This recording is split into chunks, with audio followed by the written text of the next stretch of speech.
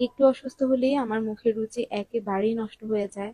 আজ ২-৩টা দিন ধরে কোনো কিছুই খেতে পারছি না। কোনো খাবারই ভালো লাগছে না। বিশেষ করে মাছ, মাংস আর ডিমটা একদমই সহ্য হচ্ছে না কেন জানি। তো হেল্পিং হ্যান্ড আন্টিকে বললাম যে আমাকে একটু ভর্তা বানিয়ে দিন। কোনো কিছুই খাওয়ার একদমই রুচি নেই। তো আন্টি আবার আমার জন্য কালো জিরা ভর্তা করলো। এটা হেলথের জন্য অনেক ভালো। আর তারপরে বলল যে যেহেতু ঝাল ঝাল খেতে মন চাচ্ছে তো মরিচ ভর্তা করে দেই।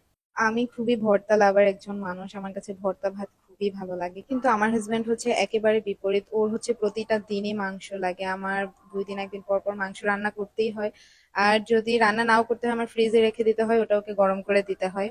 তো আমাদের আজকে দুপুরে লাঞ্চ ছিল হচ্ছে এখানে কলমি শাক ভাজি, তারপরে কালো জিরা ভর্তা আর মরিচ ভর্তা, সাথে ছিল ঢেঁড়স ভাজি আর ঝাল ঝাল করে হাঁসের মাংস রান্না করেছিলাম। আসলে শরীরটা ভালো না থাকলে কোনো কিছুই ভালো লাগে না, মন ভালো লাগে না, রান্না বাড়া ভালো লাগে না, সংসার ভালো লাগে না, কোনো কিছুই যেন ভালো লাগছে না। তো যাই হোক,